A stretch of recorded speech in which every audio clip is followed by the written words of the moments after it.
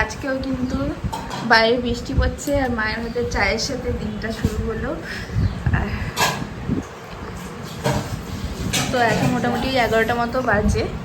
চলো চাটা খেয়ে নিই।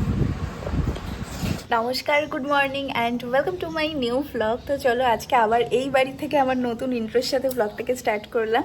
তো মোটামুটি এখন 12টা বেশি বাজে, 12টা বেজে। আর না ভেবো না যে ঘুম থেকে উঠেছি বলে চোখটা ফোলা। বললাম না যে আমার আগের দিন থেকে আমার চোখে একটু প্রবলেম হচ্ছিল, তো সেই কারণে ফোলাটা এখনও পর্যন্ত কমেনি, এরকম ফুলে রয়েছে। তো যাই হোক, সকালবেলা উঠে চা খাওয়া তো হয়ে গেছে, তারপর মায়ের সাথে কিছুক্ষণ গল্প করলাম। আর এখানে আসলে তো গল্প করতে করতেই দিন কেটে যায়। এবার আমি জানি না যে আজকে থাকবো কি না থাকবো, সেইখানে এখনও পর্যন্ত বুঝতে পারছি না। না থাকারই চান্স বেশি। তবে সারা দিনটা তো আছি, তো সারাদিন যা যা করবো সব কিছুই তোমাদের সাথে শেয়ার করব। তো আপাতত চলো ভ্লগটাকে স্টার্ট করা যাক। মা এখানে ম্যাগি করে দিয়েছে, আমি বললাম যে আর অন্য কিছু খেতে ইচ্ছা করছে না, ম্যাগি খাবো। আর এখানে মা কেক দিয়েছে, সে কেকটাকে খাবো।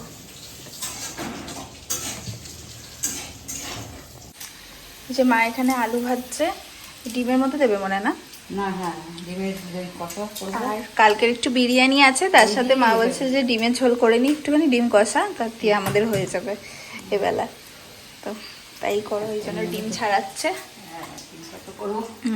দিদি আর ভালো পাবি, কালকে সেই আছে গরম করে নেব। হ্যাঁ, তো এই যে এখানে মায়ের বিরিয়ানি হচ্ছে আর বিরিয়ানি গরম হচ্ছে। হ্যাঁ হয়ে গেছে, কালকেরই ছিল। আর এখানে হচ্ছে গিয়ে ডিমও হয়ে গেছে রান্না, আর আজকে তাড়াতাড়ি ডিম কষা আর বিরিয়ানি দিয়ে আজকে দুপুরের মেনু। হ্যাঁ, বাইরে আবারও তুমুল বৃষ্টি শুরু হয়ে গেছে, মানে ঝমঝম করে বৃষ্টি যাকে বলে। ভেবেছিলাম আজকে হয়তো এত বৃষ্টি হবে না, থেমে গেছে। কারণ একটুখানি সূর্যি মামা দেখা দিয়েছিল কিছুক্ষণ, মানে হয়তো 5-10 মিনিটের জন্য, কিন্তু দেখো তারপরে আবারও মেঘলা হয়েছিল। আর এখন তো এরকম ঝমঝম করে বৃষ্টি হয়েছে। আর আমাদের সেই গাছে গাছগুলো দেখো হয়ে রয়েছে, আর বৃষ্টির জল করে দেখো আরও সুন্দর লাগছে।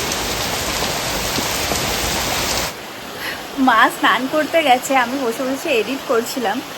তো আমার আরও কিছু কথা তোমাদেরকে একটু বলার আছে।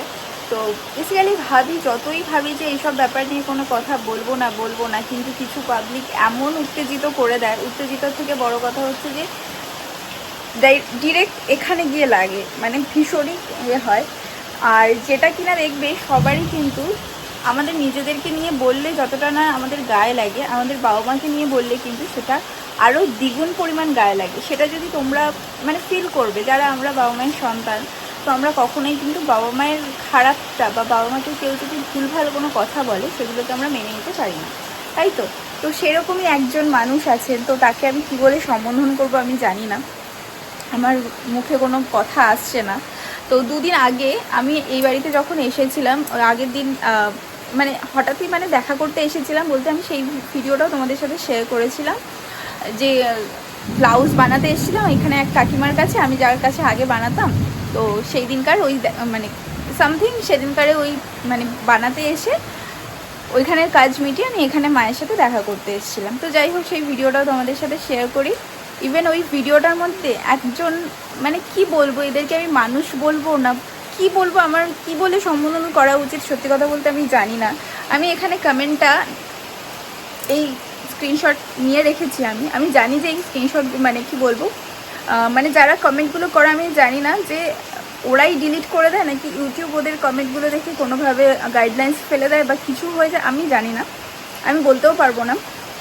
কিন্তু আমি বুদ্ধি করে তখন স্ক্রিনশট নিয়ে রেখেছিলাম, আমি এখানে দিয়ে দেবো। দেখো, মা বাবা আমাদের যেমনই হোক না কেন, সেখানে আমার মনে হয় না যে এরকমভাবে কিছু সম্বোধন করা উচিত। আর যেই কথাটা আমাকে মিন করতে চেয়েছে যে আমার মাকে নাকি কাজের লোকের মতো দেখতে, আমি একটা কথা মানে এই কথাটা বলতে চাই যে একজন কাজের লোকও, মানে বাড়িতে আমাদের বাড়িতে যারা কাজ করে তারাও কিন্তু একজন মা। মায়ের সাথে না কোনো কিছুর তুলনা হয় না। তাদের যে ওই অগোছালো ব্যাপারটা, ওই যে একটা মানে আঁচলের যে একটা সেই অন্য রকমের যে একটা গন্ধ, এই জিনিসগুলো শুধুমাত্র ওই মায়েদের মধ্যেই থাকে। এটা মায়েদের ছাড়া আর কারোর মধ্যে তুমি পাবে না, বা আমরা কোনোদিন পাবো না। আমি জানি না তুমি কি ধাতু দিয়ে তৈরি, তুমি এই ফিলিংসগুলো বুঝতে পারবে কি না, আমি সেইটার জন্য এই ভিডিওটা করছি না। আমার সত্যি কথা বলতে, আমি যদি এই কমেন্টটার জন্য যদি আমি কিছু না বলতাম, আমার নিজের কাছে নিজে ছোট মনে হতো। আর এই কথাটাও সে বলছে যে আমি মানে এত কিছু আমি নাকি আগে কোনোদিন দেখিনি। আমার বিয়ের পরে আমি এত কিছু দেখে ফেলেছি, ইভেন আমার বরের এত পয়সা হয়েছে। তো সেই জন্য আমি ধরাকে সরা জ্ঞান করছি, মানে কই মাছ জলে একটু বেশিই লাফায়। তো এইগুলো নিয়ে আমার সত্যি কথা বলতে বলার মতো কিছু নেই। আমি এইসব নিয়ে কিছু বলতেও চাই না। আমি যেমন আমি সেরকমই রয়েছি। এবার সেটা আমাকে কিভাবে কে অ্যাকসেপ্ট করছে, কিভাবে দেখছে, সেটা সম্পূর্ণ তাদের ব্যাপার। ইভেন আমি তো নিজেকে কোনোভাবে চেঞ্জ করতে পারবো না। আমি যেমনটা ছিলাম তেমনই আছি। আমি নিজে যেটা ফিল করি, আমার মনে হয় যে নিজের কাছে নিজের স্যাটিসফ্যাকশানটাই সব থেকে বড় ব্যাপার। তো আমি যদি মনে করি যে না আমি এই কাজটা ঠিক করছি, তাহলে অবশ্যই আমি ঠিক। আমার যদি মনে হয় যে না এই কাজটা আমার কোনো কাছে কোনো কিছুতে খটকা লাগছে, যে এটা আমার মনে হচ্ছে না ঠিকঠাক হচ্ছে, তাহলে ভুল আমি। তো নিজেকে একমাত্র নিজেই আমরা জাজমেন্ট দিতে পারি। বা সত্যি কথা বলতে বিয়ের পর থেকে না আমার মানে এই নেগেটিভিটিগুলো না এত পরিমাণে বেড়ে গেছে, আমি মাথা ঘামাই না। কিন্তু বিশ্বাস করো আমার একটা টাইমের পর না যখন বাবা মাকে নিয়ে কেউ কিছু বলে আমার প্রচণ্ড কষ্ট হয়। ইভেন এই কমেন্টটাও আমি যখন পেয়েছিলাম, আমি সবার আগে সৌরভকে দেখিয়েছিলাম। আর সত্যি কথা বলতে ও এখন আমার এমন হয়ে গেছে যে ও আমার হাজব্যান্ডের থেকেও আগে বন্ধু, মানে দুজনের মধ্যেই আমরা একসাথে হাসাহাসি, গল্প, খুনসুটি, ইয়ার্কি সব কিছু করি, রাগারাগি যাই হোক না কেন। কিন্তু আমাদের নিজেদের মধ্যে যদি কোনো কিছু প্রবলেম হয় যে আজকে এই জিনিসটার জন্য মুড অফ হচ্ছে, কি হচ্ছে না হচ্ছে, কিন্তু দুজনের সাথে শেয়ার করি। তো ওকে আমি এই কমেন্টটা দেখিয়ে না বলছিলাম যে এটা কী ধরনের কমেন্ট, মানে এখানে আমার কী বলা উচিত, কী করা উচিত। মানে আমার মানে এক মুহূর্তের জন্য না এই মানে মাথাটা কেমনি হয়ে গেছিলো যে মানুষ এতটা নিচে কি করে নামতে পারে। যে হ্যাঁ আমি জানি যে আমাকে পছন্দ হয় না, নাই হতে পারে। একটা মানুষকে যে সবার ভালো লাগতে হবে সেরকম তো কোনো মানে নেই। ঠিক আছে, হতেই পারে মানুষের।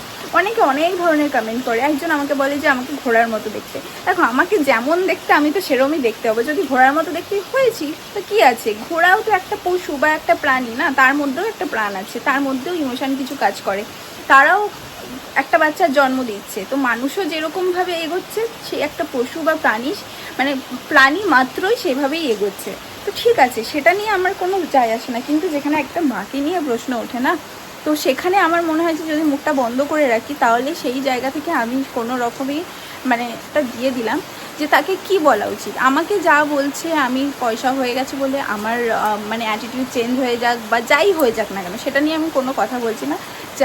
যার যেটা মনে হয়েছে, একমাত্র আমার ফ্যামিলির লোক তো আমাকে দেখছে যে আমি কীরকম আছি না আছি, সেটা আমার ফ্যামিলির লোক বুঝবে।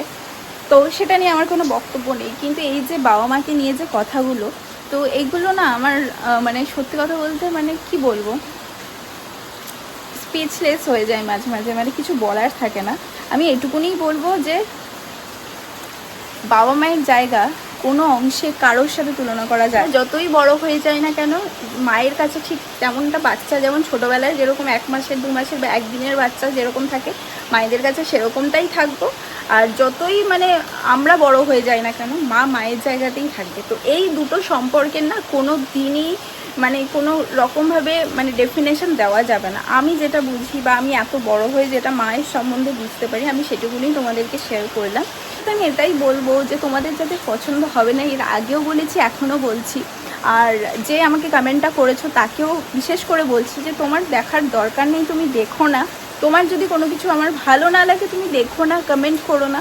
কিন্তু এই পর যদি আমি এরকম কিছু দেখি, আমি লিগালি স্টেপ নেওয়ার সিদ্ধান্ত নেব। কারণ মা বাবাকে নিয়ে যদি তোমরা এরকমভাবে কেউ কথা বলো, আমি সেটাকে টলারেট করবো না। তো সেটাকে বলে দিয়ে বুঝে দিচ্ছ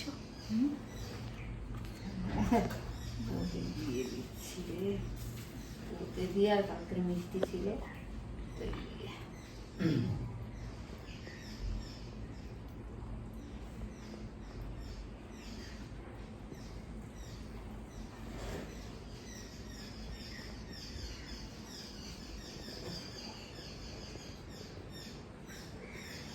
এই যে আজকে মায়ের পুজো দেওয়া কমপ্লিট। আজকে হচ্ছে বৃহস্পতিবার, সেই জন্যই এত সুন্দর করে ঘর পেতে পুজো দেওয়া হচ্ছে। আমি যখনই এখানে আসি না কেন এখন একটু চেষ্টা করি তোমাদের সাথে এখানকার মানে এখন তো সেইভাবে ব্লগ করাই হয় না ঠাকুরের সিংহাসনের। আগে আমি নিজেও পুজো করতাম এখানে বসে, তাই ভাবলাম একটু শেয়ার করি। ঝমঝম করে বৃষ্টি পড়ছিল, এখন পুরো আকাশ ঠিকঠাক। মা মন্দিরে গেছে পুজো দিতে, তারাও দেখায়। এই যে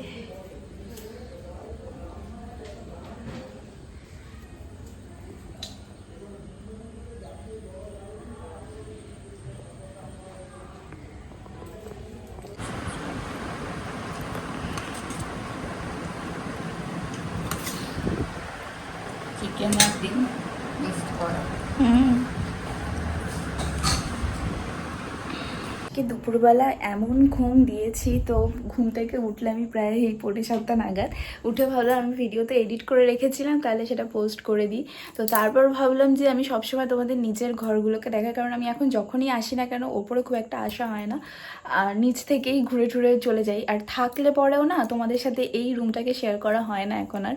তো বেশিরভাগ টাইমে নিচেই বেশি সময় কাটাই, মায়ের সাথে থাকি, বাবার সাথে থাকি। তো এখন বিয়ের আগে আর বিয়ের পরে না সব কিছু চেঞ্জ হয়ে গেছে, পুরোপুরি চেঞ্জ।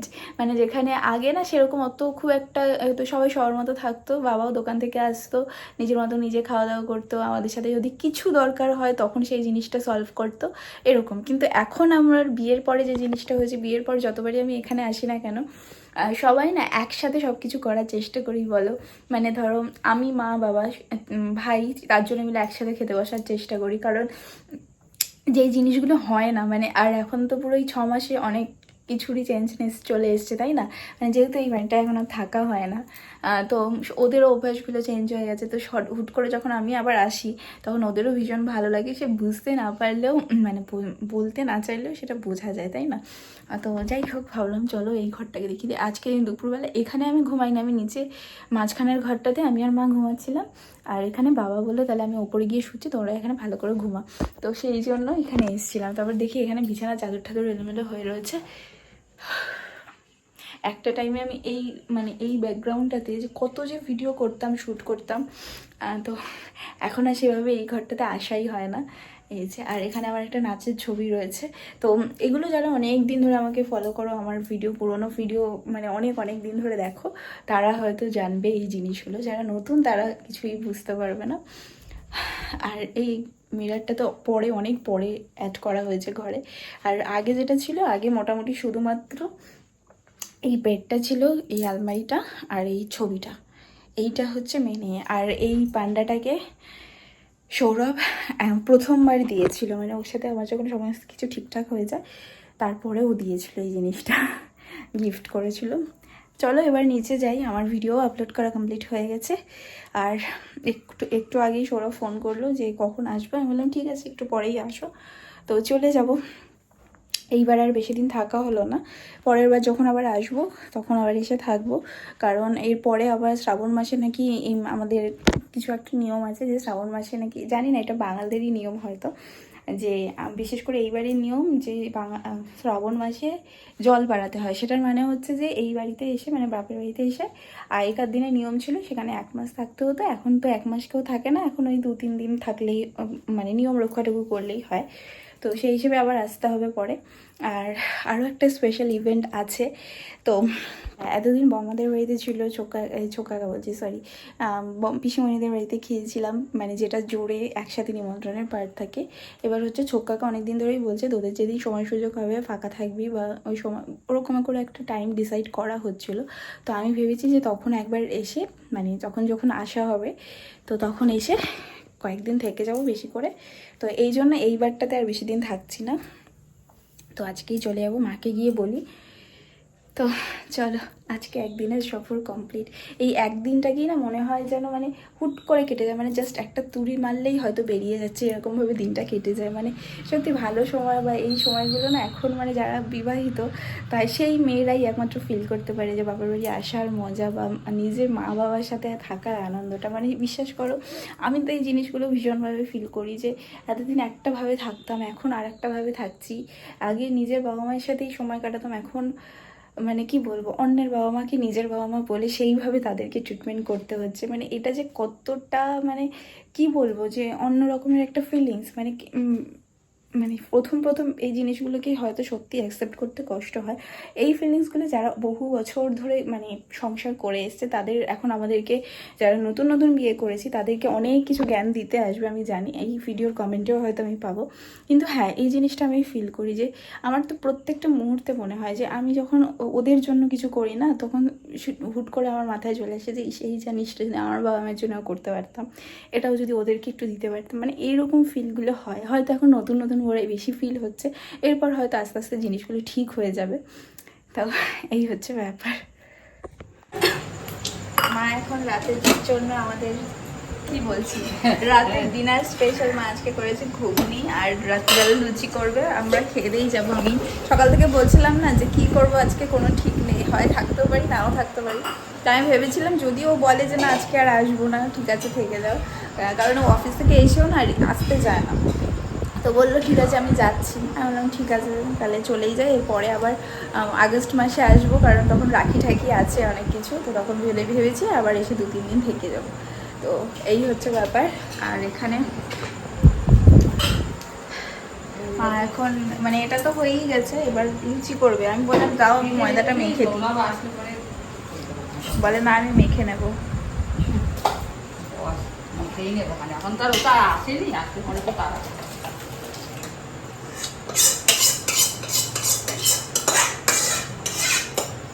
তো এখানে মায়ের আর আমার ফেভারিট জিনিস হচ্ছে চা। এখানে আসলে চাটা আমি খাবোই, মানে মায়ের হাতের চা না খেলে মানে হবেই না। তারা স্পেশাল চা করেছে, স্পেশাল খাবি এনার্জি শুরু হয়ে যাবে।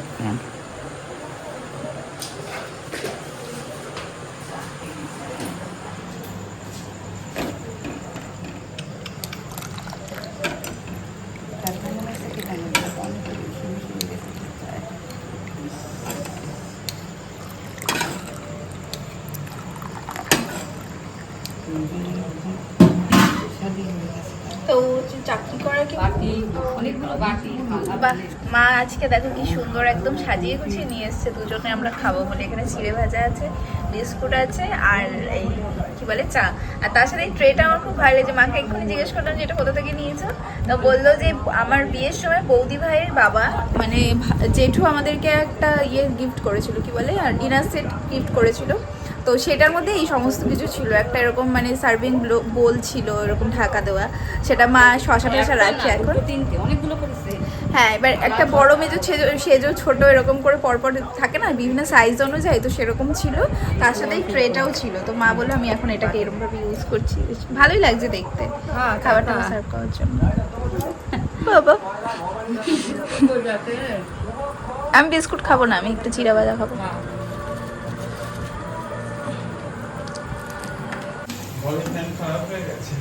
কোন ফ্যান?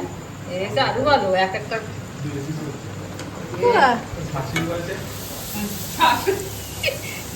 ভালো বলে। দেখ দেখি দেখা ক্যামেরাটা ধরি, তখনই বলে না।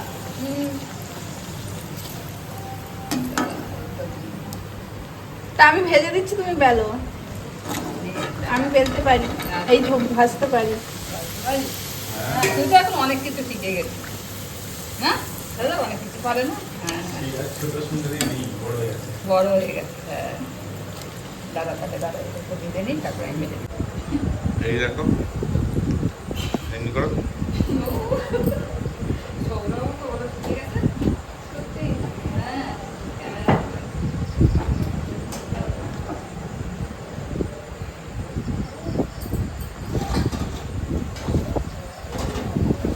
হ্যাঁ মা আজকে করেছে হচ্ছে এই যে লুচি ঘুগনি, আর আমি দুপুরবেলা ডিমটা খেয়েছিলাম, কিন্তু এখন আর খেতে ইচ্ছা করছে না, তাই আমি নিইনি। আর মা ওর জন্য করেছিল, তাই ওকে দিয়ে দিলাম। এই যে ভাই জন্মদিনের কালকের পায়েস আর মিষ্টিটা আজকের। ও কেক খেতে চায় না। চলো রেডি হয়ে গেছি বাড়ি যাওয়ার জন্য। আর এই কুর্তিটা নতুন, সেদিনকার আমি আর বৌদি ভাই দুজন একসাথে সেই ভিমার্ট থেকে কিনেছিলাম, আর আমি আজকে নতুনই পরেছি এটা। তো চলো বাড়ি যাই। টাটা বাই বাই আমার ঘর, আবার পরের বার আসলে দেখা হবে।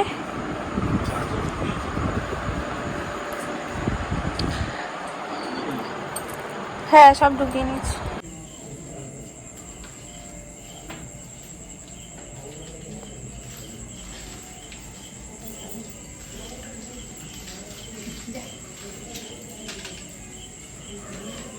একটা রেখে যাবি, আমি নিয়ে মন্দিরে ঢুকি।